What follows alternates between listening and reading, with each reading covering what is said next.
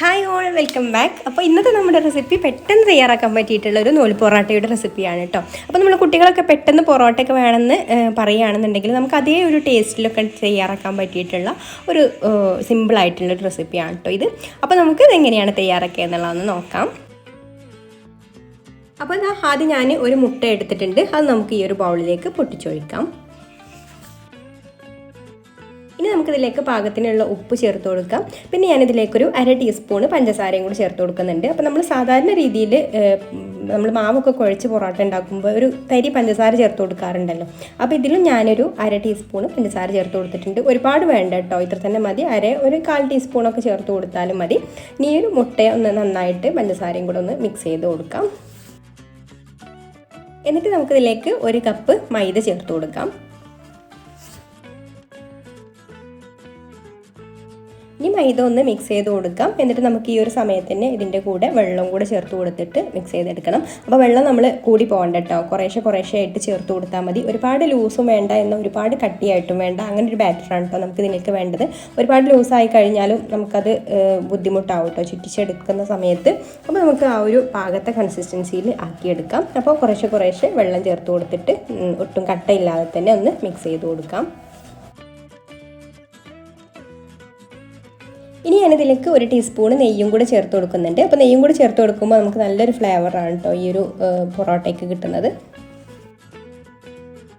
പിന്നെ ഉപ്പൊക്കെ ഈ ഒരു സമയത്ത് തന്നെ ചെക്ക് ചെയ്ത് നോക്കുക കേട്ടോ. എന്നിട്ട് ആവശ്യമുണ്ടെങ്കിൽ ഇട്ട് കൊടുക്കാം. അപ്പോൾ ഈ ഒരു ലൂസിലാണ് കേട്ടോ നമ്മുടെ ബാറ്റർ ഉള്ളത്. ഇതാണ് കേട്ടോ ഇതിൻ്റെ ഒരു കറക്റ്റ് കൺസിസ്റ്റൻസി. ഒരുപാട് ലൂസും വേണ്ട, എന്നാൽ ഒരുപാട് തിക്കും വേണ്ട. അങ്ങനെ ഒരു ബാറ്ററാണ് നമുക്ക് വേണ്ടത്. ഇനി നമുക്കിതൊരു പൈപ്പിംഗ് ബാഗിൽ ആക്കി കൊടുക്കാം. അല്ലെങ്കിൽ നമ്മുടെ അടുത്ത് ഈ കെച്ചപ്പിൻ്റെ ഒക്കെ ബോട്ടിൽ ഉണ്ടാവുമല്ലോ, സ്ക്യൂസും ബോട്ടിൽ, ഞാൻ അതിലാണ് കേട്ടോ ആക്കി കൊടുക്കുന്നത്. അപ്പോൾ അത് അതിൻ്റെ അടുത്ത് ഇതുപോലൊരു ബോട്ടിലുണ്ട്, അതിലേക്ക് ആക്കി കൊടുക്കാം.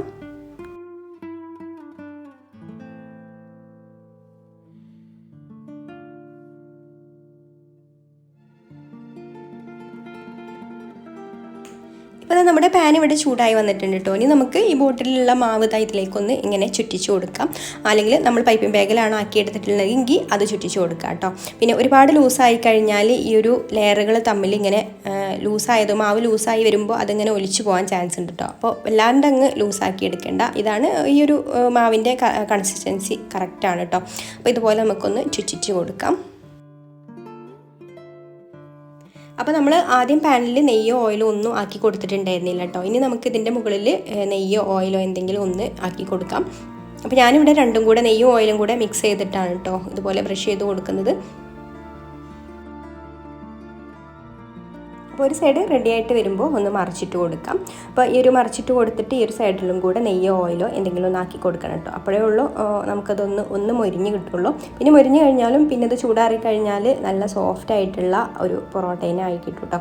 ഞാനിതാ ഒന്നും കൂടെ ഇതിൻ്റെ മുകളിൽ ഓയിലോ ബ്രഷ് ചെയ്ത് കൊടുക്കുന്നുണ്ട്. എന്നിട്ട് വീണ്ടും ഒന്നുകൂടെ മറിച്ചിട്ട് കൊടുക്കുകയാണ്. മറിച്ചിട്ട് കൊടുത്തിട്ട് നമുക്ക് ആ ഒരു പൊറോട്ടയുടെ ആ ഒരു കളറാക്കി എടുക്കണം ഇത്. അപ്പോൾ തിരിച്ചു മറിച്ചൊക്കെ ഇട്ട് കൊടുത്തിട്ട് ഇതുപോലെ ഒന്ന് റെഡിയാക്കി എടുക്കാം. പിന്നെ നിങ്ങൾക്ക് ഈ വീഡിയോ കണ്ടിട്ട് ഇഷ്ടമായിട്ടുണ്ടെങ്കിൽ ഒന്ന് ലൈക്ക് ചെയ്യാം മറക്കരുത്. ഇഷ്ടപ്പെട്ടിട്ടില്ലെങ്കിൽ ഡിസ്ലൈക്കും ചെയ്യാം. അതുപോലെ തന്നെ നിങ്ങളുടെ അഭിപ്രായങ്ങൾ താഴെ കമൻറ്റ് ചെയ്യാം. പിന്നെ ഈ ചാനൽ സബ്സ്ക്രൈബ് ചെയ്യാതെ കാണുന്ന കൂട്ടുകാരാണെങ്കിൽ ഒന്ന് സബ്സ്ക്രൈബും കൂടെ ചെയ്യണേ. അപ്പോൾ ഇതിവിടെ രണ്ട് സൈഡും ഒരുപോലെ കളറായി വന്നിട്ടുണ്ട് കേട്ടോ. ഇനി നമുക്കിതൊരു പ്ലേറ്റിലേക്ക് മാറ്റിയിട്ട് ബാക്കിയുള്ളതും കൂടെ ഇതുപോലെ തന്നെ ചുറ്റിച്ച് കൊടുക്കാം. അപ്പോൾ ഇതുപോലെ ചുട്ടെടുക്കുന്ന സമയത്ത് ചുറ്റിച്ചെടുക്കുമ്പോൾ നമ്മൾ ഇതുപോലെ ഒരു റൗണ്ട് ചുറ്റിച്ച് കൊടുത്തതിന് ശേഷം പിന്നെ ഉള്ളിലേക്ക് ഇതുപോലെ ഒന്ന് ചെയ്ത് കൊടുക്കുക കേട്ടോ. ഇതുപോലെ ഒന്നും കൂടെ ചുറ്റിച്ച് കൊടുക്കുക. അപ്പോൾ നമുക്ക് ആ ഒരു ലെയറുകളൊന്നും വേർപെട്ട് പോവാതെ കിട്ടും കേട്ടോ. നമ്മൾ മാവ് കുഴച്ചെടുക്കുന്ന പൊറോട്ടയുടെ അതേ ടേസ്റ്റ് എന്നൊന്നും ഞാൻ പറയുന്നില്ല, എന്നാലും നല്ല ടേസ്റ്റ് ഉണ്ട് കേട്ടോ. ശരിക്കും കുട്ടികൾക്കൊക്കെ ഒരുപാട് ഇഷ്ടപ്പെടും. ഈ ഒരു നെയ്യും കൂടി ചേർത്ത് കൊടുക്കുമ്പോൾ നമുക്ക് ആ ഒരു പൊറോട്ടയുടെ ആ ഒരു ഫ്ലേവറൊക്കെ കിട്ടും കേട്ടോ. അപ്പോൾ നമ്മുടെ ഈ ഒരു പൊറോട്ട എല്ലാം ഇവിടെ റെഡി ആയിട്ടുണ്ട്. പിന്നെ മറ്റൊരു നല്ല വീഡിയോ ആയിട്ട് വീണ്ടും കാണാം. Thank you for watching.